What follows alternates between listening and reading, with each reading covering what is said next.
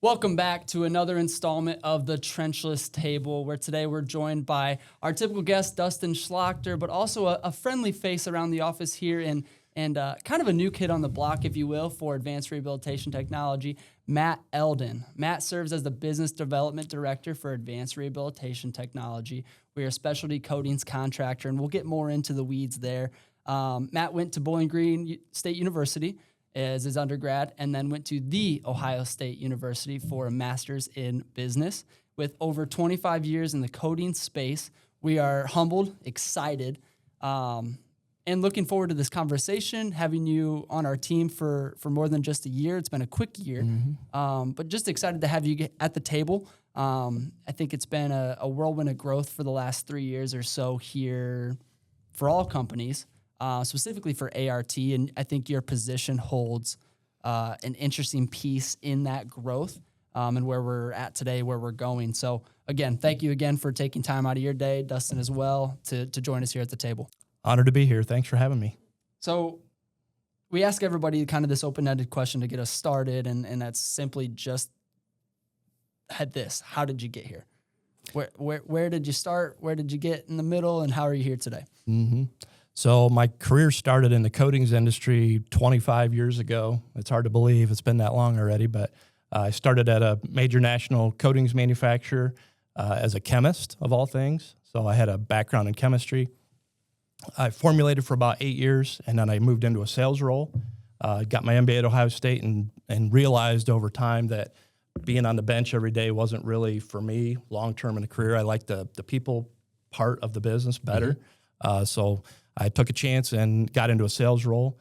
Did that for very successfully for about 8 years, and then starting from 2000, left that company in 2016 and went to a chemical distributor based out of the Midwest, and had a great time there.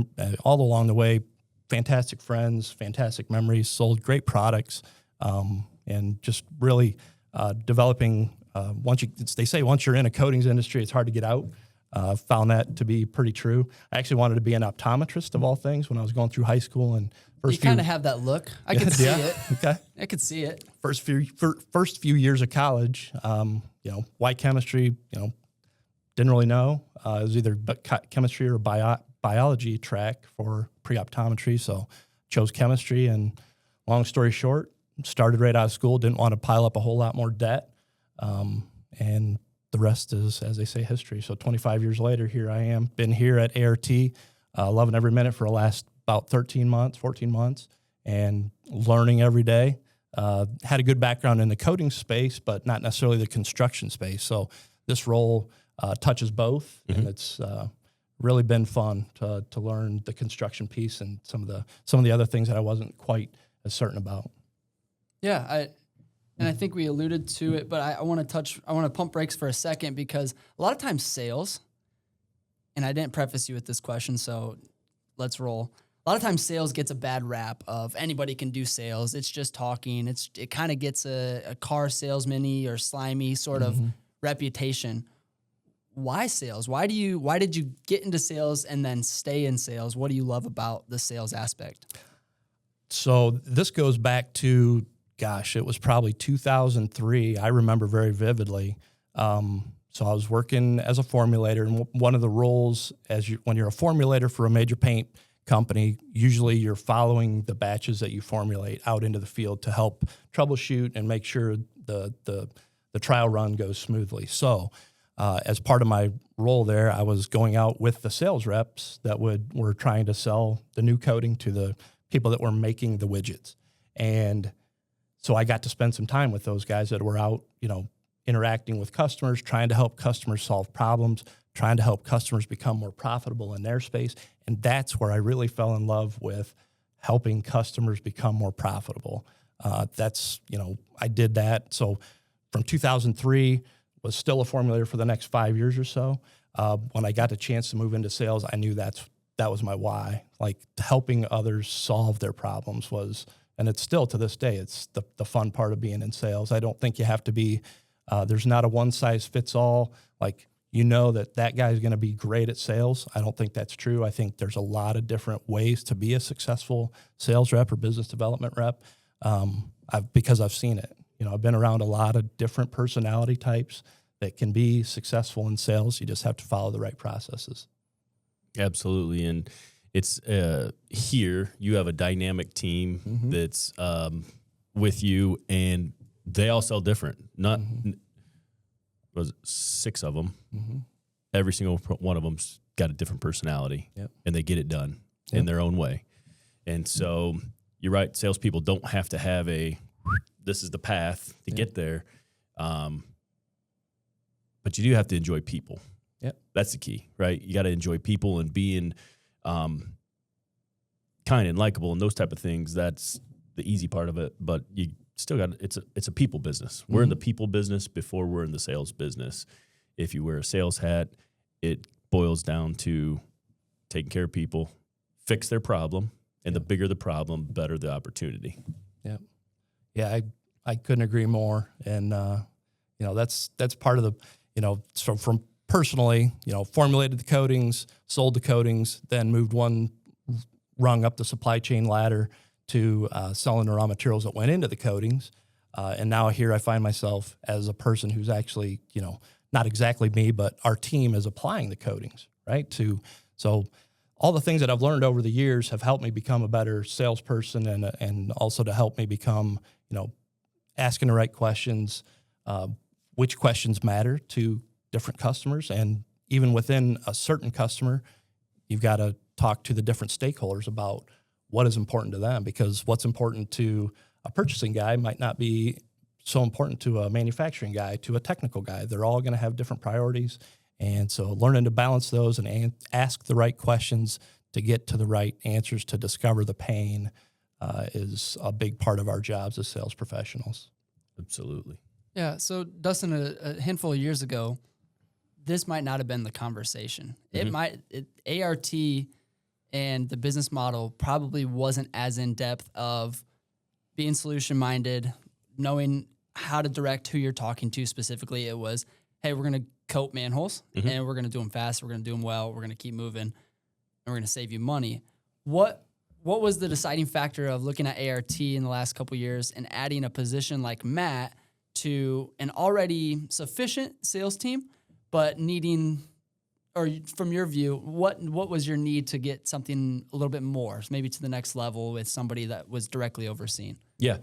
Well, when you're in construction, a lot of people in construction don't really think about sales and business development, because it's not like a lot of the world we came in from the directional drilling business was low bid.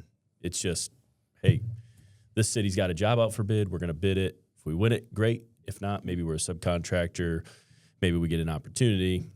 But when we got in the coatings business, it was different. We had to have, it was new technology that we had to explain to these municipalities of why polyurea over a cement or epoxy that's been used for the last 20 years. So it became educational, and so we were just educators. And then as the team grew and grew and grew, so from 2007 till early 2020, well, late 24, right? You started in 24. So over that course of time, there's been some, I wouldn't say completely explosive growth. It was controlled, but it was a pretty rapid growing business that it just needed horsepower. And we, at that point in time, had 4 business development people, 5, I think, at the time. And on top of trying to run the companies and manage the money and growing new opportunities, that sales department was coming to me for Q&A. And I didn't have the personal horsepower to help them. It just, there's only so much time in a day for a person. And when you look at how businesses run and you start to break down how many people can you impact from a leadership position, I was way over saturated with people coming and asking questions. So we just needed help. We needed people that had knowledge that was beyond what we knew in sales and business development, but also it helped put a layer in that released me from having to be the go-to person. Now we still communicate. I still communicate with all the salespeople because I still love people, but it just gave a length on the bench after Gary Mock had retired from that space because he was really in that role. So he retired, and we tried it for a couple years without him, and it worked. But then as business continues to grow and we're looking for new opportunities, Matt just helps lengthen the bench with new ideas plus perspective. We're good at municipal coatings. We're good at these industrial polyurea coatings that we do, but having a guy that has a chemistry background and other coatings knowledge, there is a whole new world of opportunity out there that maybe we're not tapped into yet.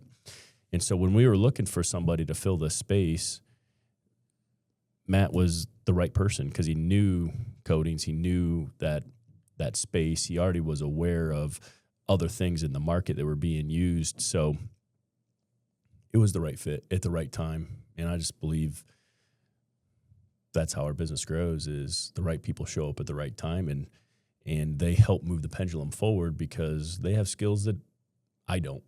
And that all of us here collectively have different skills. And that's just how we grow in it, is tapping in, get the right person in the right seat of the bus, and move it forward. Yeah, we've probably said coatings more on this podcast than we ever have on the Trenchless Table, which is a good thing. Easy segue. Matt, if we kick it back to you, coatings, why? How did you get into coatings?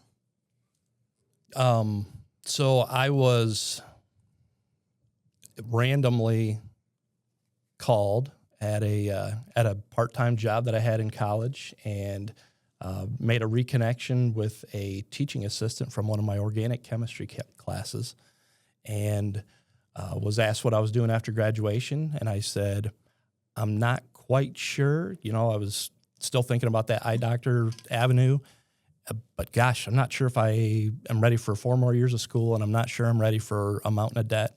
And he said, you know what? We're hiring, looking for good young chemists. I said, okay, I'm interested.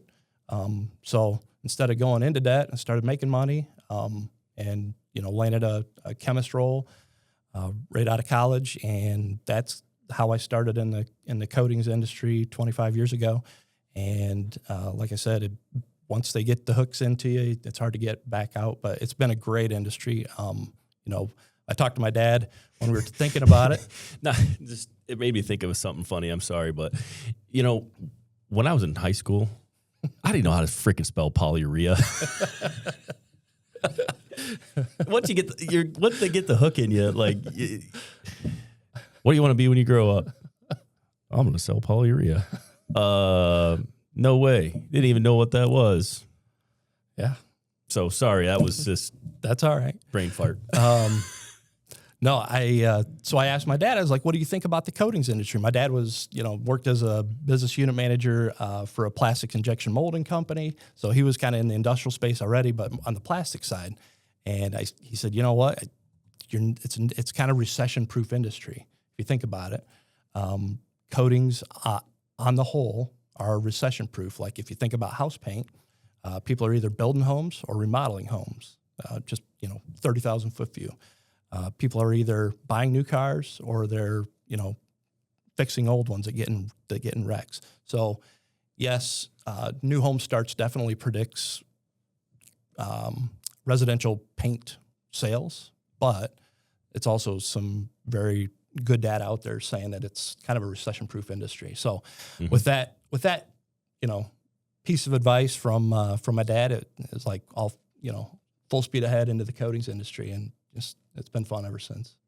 There's a lot of truth in that, and I think that's how this piece works so well in what we call the trenchless table. It's the trenchless technology world we live in, because we started with that directional drilling, pipe bursting, got into rehabilitation of infrastructure. And so when we're doing a 250-foot diameter clarifier, that's not really trenchless, but it's tied to that integration of, we started underground and now we're just doing bigger and better projects. And so two key things that we always say is people really don't care what we do until the water doesn't leave their house or water doesn't come in their house. So if you can't flush your toilet, you care about what we do here at the trenchless table. And if the water's not coming in so you can take a shower and brush your teeth, you care. And so that's a good point. This space is really, it is not 100% recession proof because we still need government to have the lights on so we can get funded on these projects. But you're right. It is very much a recession-proof type business. Mm-hmm. Well, when I got on, going back to the polyurea, first thing you told me was it's a polyurea. And I said, all right, I'll figure that out later. I'm not going to not break. I'm going to pretend I know what he's talking about here. And the second thing was probably that this is a recession-proof industry or close to. So when you said that, I pointed to you right away with the little smirk of, hey, you're not the only one that kind of sees that. And I'm sure others talk about that in the industry. And it's not for nothing. It's because it's true. Mm-hmm. Well, think about manufacturing. If you're in a manufacturing situation and the car industry slows down or the buildings start slowing down because people aren't investing in new factories, those steel mills do slow down. Mm-hmm. Now, COVID and post-COVID, they were going gangbusters because we couldn't build fast enough, but they're slowing down a little bit again.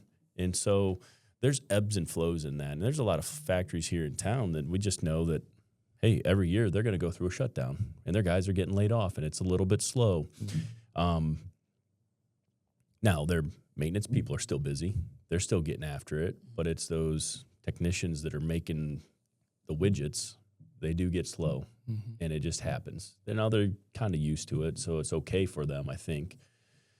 But man, we haven't really seen that for a while here, knock on wood at the table. Yeah, and going back, because, well, growing up, when I saw construction, it was normal. Guys were home during the winters in the Midwest here. Yeah. It was just something we did. And then hopping into here after kind of being maybe removed in school in bigger cities and stuff like that and removed from construction, I assumed that we would have guys home. We'd probably be still selling, still doing back-end admin things in the office through the winter, but I assumed totally was shell-shocked when I realized that we were pretty, excuse my French, balls to the wall all throughout the winter months, which is great for everybody involved for obvious reasons. Going back, I asked you why coatings and a little bit of your story, kind of for a reason, because I knew a little bit of it. Mm-hmm. And part of the heart behind the trenchless table, why we meet at the table, talk to guys and gals and ask them their story, is to show maybe somebody that's guessing or unsure or ready for a new start, whether they're next generation or not, for them to see that for every super crazy, hit the lotto, sexy story that they might be seeing on their phone as they're scrolling through, there's 1,000,001 Matt Elden stories of, well, I kind of got a phone call. I had an interest in a general field of science, got a phone call, and I said yes, and I did. And I learned, and I became a consistent learner. And then I maybe rerouted just a hair here, and I hit the left-hand turn there. And now you're 25 years into an industry that is probably giving you way more than you would have ever believed. Oh, yeah. That 25 years ago. Yeah, I mean, when you start in the coatings industry and you think about, like, you just come into a room like what we're sitting in today, everything in here has a coating on it. Nearly Absolutely. Everything in here has a coating on it. So whether you think about coatings from like a factory applied or painting the walls or powder coating a leg of a table, all of it has coatings. So that was a big piece of it, right? Yeah, and from your perspective, I'll go him first. I'm going to ask you the same question. From your perspective, being just a year young into A.R.T. as a coating provider or a coating installer, what does A.R.T. offer that puts itself in a unique category? Yeah, we like to think about it a lot. Like what makes us differentiated in the space, in the markets that we serve. The technology is obviously a big deal, but I think first and foremost, it's the guys that are out in the field every day doing the actual installation. I don't know how much of this we can say, but we've got 19 mobile crews out doing the installation of the OBIC armor every day. And those are the guys that lead to referrals back to our sales guys, who and then turns into more business, and it's a positive feedback loop, right? So the guys that go out, and we know them by name, but those 19 crew leaders that we have on our team are the true MVPs of this organization, in my opinion. They're the special sauce that keeps this place going, in my opinion. Yeah, absolutely. And That's the I'll same just question. launch off that is, I mean, there's some hard workers too, and they're young kids. Yeah. They are kids. And I know we're not supposed to call them kids, but I'm old enough now, I could be their parent, right? But the reality is we don't have we can't find young workers problem, because these guys, they get after it, and they're hard workers.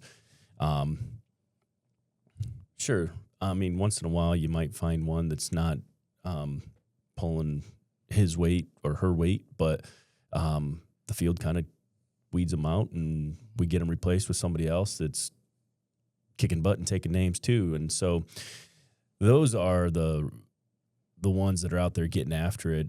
They're traveling, they're working hard, but they're earning great money. They're earning a great living for young people just out of high school. And so they do send back a lot of referrals. It is easier to sell when people call and go, "Geez, oh Pete, send that crew anytime." Right. Where do you find these people? Yeah. How do you keep manufacturing these? And it's been both shops, though. It's in Ohio and in Maryland. Yeah. And so it is great. It really makes your team's job easier, It for sure does. because it's repeat customers. Yeah. They don't want anybody else. Yeah, and the guys that are out there doing it, their attention to detail and the eye on quality, making sure that we don't have to go back. We used to, in the paint manufacturing world, we used to talk about making one-way paint. It only goes out the door, it never comes back, right? That's an eye on quality, making sure that everything's in spec, on time, on budget, boom. So same thing with us in projects. We want to make sure our projects are on time, on budget. We're getting everything done that we said that we were going to get done. And that's a credit to the 19 crew foremen and the project managers and everybody else on the team. So it does. It makes our jobs easier for sure. Yeah, one selfish plug on the Obic product line is it's built with great quality. Absolutely. They're ISO manufactured. Yeah. And that's the reason we went the direction we went, because when you have product line that is ISO certified manufacturing, I'm pretty confident in that. I know when it comes out to us or goes out to anybody else, it's the same no matter what. And you can't say that for every brand that's out there. Yeah. You got individuals that are in the way. And so that is a real big quality control sticking point for us that is kind of a hill we're going to die on. Is we're probably always going to have that. And so we know that if it's out there and it's a quality product and it's in the trucks, these guys are going to do the job right because of their training program and the quality controls we have around that. So, yeah, we can't say enough good about those guys out there getting after it. And, don't want to let all the cats out of the bag yet, but that 19 is probably going to go to 21 or 22 yet here in the next few months. So look forward to seeing what they do this year. I stopped counting them. It was 12, and maybe it was 11 3 years ago. Yeah. If you really pull back the onion, crazy. So it's doubled since you came, essentially. Yep. 100%. And that's not been very long ago. No, 3 years in March. I'm still relatively new. You're still relatively new. Before you were here, you got 4 kids, your wife, probably dog, house, whatever else. It's a big thing to make a transition, right? So when you're looking at A.R.T. from the outside, what made you jump on? What made you say, yes, I can sustain everything that I have and go after more with this company right here? Well, so I was in an outside sales role, outside sales manager role. I had some key accounts at the distributor that I was working for. chemical distributor. And it was fun because I was, I got to talk a little bit about chemistry, and I got to talk a little bit about business. And those are two of my favorite things to talk about. And so that was fun for me. And what I found when I started talking to Dustin about coming to ART was, hey, you can still talk about chemistry. You can still talk about business. It's just in a little bit different way. And, you might not be thinking about, how can I help a widget manufacturer sell more widgets by giving them a better coating? But you might be helping a municipality and their taxpayers reduce their overall spend by, providing them a solution that's going to reduce their overall output on taxes, or, all the things that we talk about every day, reducing I&I and helping with, the general manhole rehabilitation space. That's probably what brought me here to ART. I mean, there's a lot of other good things about, working here. There's, a great team around me that we've talked about a lot already. Selfless attitude, people that care about not just Matt, the business development director, but hey, when Matt goes home at night, and is Matt okay? Mentally, is everybody good? So there's a lot of and family and mentorship too. I'm learning as fast as I've ever learned in my career. I think of myself as a lifelong learner. I'm learning more in the last 14 months maybe than prior, because of it's a bit of a new space for me personally, and that's fun, I think. So, and a full circle moment maybe that we met because of a Dave Ramsey class, right? Years ago. I don't even remember how many years ago. I don't either, because I think that was before Melissa and I were married. Yeah. We were taking the class. So that was 18, 19 years ago out of the church. And we thought it would be important to have a financial peace class here. And I don't know, maybe Christy got a hold of Mindy, or Mindy got wind of it or something. And so, yeah, just funny how time goes. Small world. Yeah, it does. It is circular. So we've talked a lot about the past, talked a little bit about the present. I'm curious. I know ART has made its bread and butter in the municipal space, helping municipalities cut down their spend, like we talked about. From your perspective, as kind of the new kid on the block, that naturally, if I could be a fly on the wall in maybe some of your meetings, you're probably pressing him hard on what else can we do? What is next? Without giving away too much, I'm curious, what is next for coatings? What is next for ART from your perspective? Hey, we probably shouldn't talk about painting the lunar landing machine that we got in the works. I thought you were being serious. The NASA project. Don't say that. NASA's probably not one we want to talk about. Yeah, Trump, when he called, not that one either. Not that one either. So part of the fun thing about coatings is they can be used, like we talked about earlier, in so many different ways. There's never necessarily a one size fits all coating. So that lends itself to thinking creatively for myself and our team, thinking creatively about where else can we go with polyurea. And that's been some of the most fun that I've had over the last 14 months or so, is talking about, does it make sense to start looking for industrial coating applications where polyurea outperforms other technologies? Absolutely. So those are things we're looking at.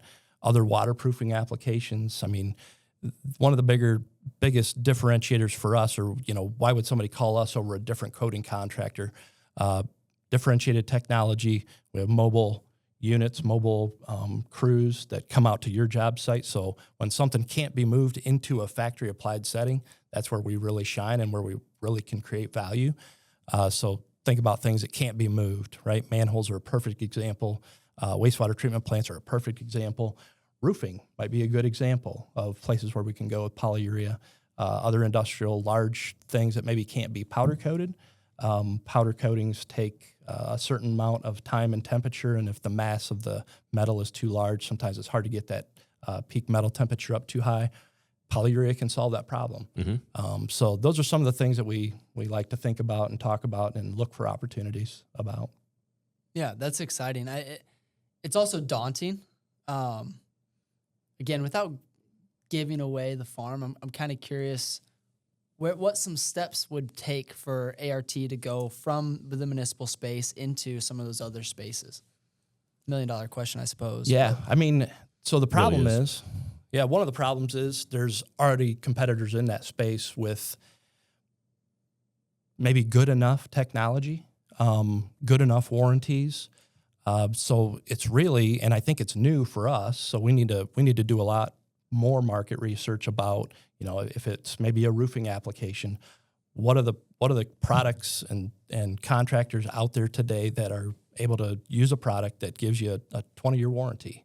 And is that material and labor, or is that just material? All that needs to be fleshed out.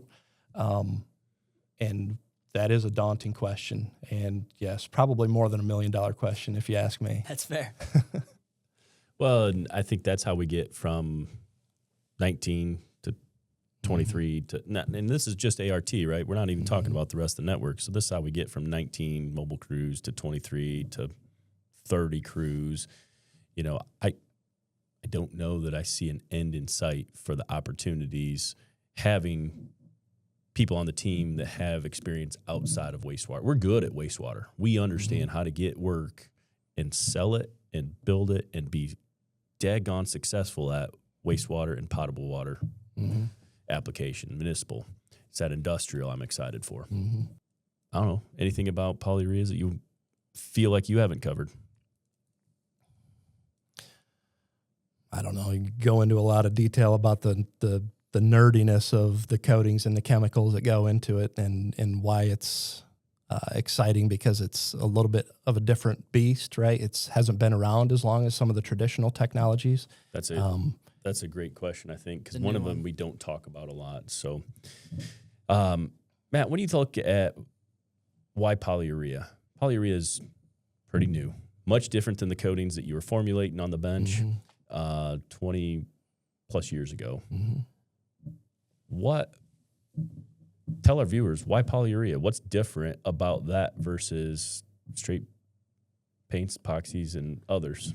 Well, you almost have to start kind of from a higher level view of, all the different coatings in the world. There's so many different options, from the coatings or the paints that people are probably most familiar with, painting your wall of your living room or bedroom or bathroom. Those are all made with a water-based binder, and they're really not designed for too much abrasion resistance. Now you get into your solvent-based enamels, and those are going to dry fast, but usually higher in VOC, as US EPA rules have changed over time, over the last, call it 25 and more years. Reducing VOC has become very important, so higher solids reduces VOC if everything else is being equal. But the interesting thing is, all the coatings that we're spraying today, with a few exceptions, are 100% solids, and there's zero VOC. So that's one reason why polyurea. The other reason for polyurea, in the grand scheme of things, really good elongation, so it's flexible, unlike some other coatings that are out there. It's very abrasion resistant. You can get it in a wide variety of colors, glosses, textures. It can be used for industrial flooring. And then I kind of lost my train of thought on where I was going with the last part, but, in the grand scheme of things, the other one was dry time. Yeah. So one of the things that we've always tried to talk about when, like, if we were going into a widget manufacturer, one of the things that they were always bumping up against was, how do I increase my capacity? So widget manufacturer, ABC, is kicking butt, taking names, and they need to increase capacity or build a new plant. So one of the things that we always prided ourselves back in the day was, we can take your dry time from, an hour and 20 minutes to 30 minutes. So imagine what that does when you can stack the products on a pallet, get them ready to ship that much faster, and allows for higher throughput through the same plant footprint. Yeah. That's a big deal. That's a big ROI increase. And not having to invest that money to double your paint line capacity, that's a big deal. Polyurea does a lot of those same things because of how fast it cures and the technical differences between that and a lot of other coatings in the trenchless space and the industrial space and other things. Yeah. Well, I think that's a lot today, Cole. I don't know about you, but we have talked a lot about coatings. We talked a lot about polyureas, and I'm just excited to be here with you guys today at the trenchless table. So, Matt, thanks for taking a leap of faith and joining this group from Northwest Ohio called Advanced Rehabilitation Technology, which is a mouthful, A.R.T. for short. Probably if we name another company, it's not going to have that many syllables again. But it's a great company, and we're glad to have you. So thanks for being with us today. Thanks for joining us. Cole, great job as the man at the table and taking care of us today. We'll see if all the cameras were connected and all this recorded. If not, it's been a great conversation. And one thing, we live in this coatings world. It is we're so inundated in it. Mm-hmm. I'm excited to see any feedback from somebody that might not be, that's in the construction space, that might be interested in watching what we're doing or what the trenchless table is up to. Yeah. And being able to, this is scratching the surface for us. This might be a deep dive for somebody. So if you are one of those guys and gals out there that is interested in this, I hope this is a wealth of knowledge for you. Feel free to comment, leave some comments down below. Any questions you might have, we'll get in touch with you. We're really excited about what we're doing here at the trenchless table, and to the moon. Thanks, guys.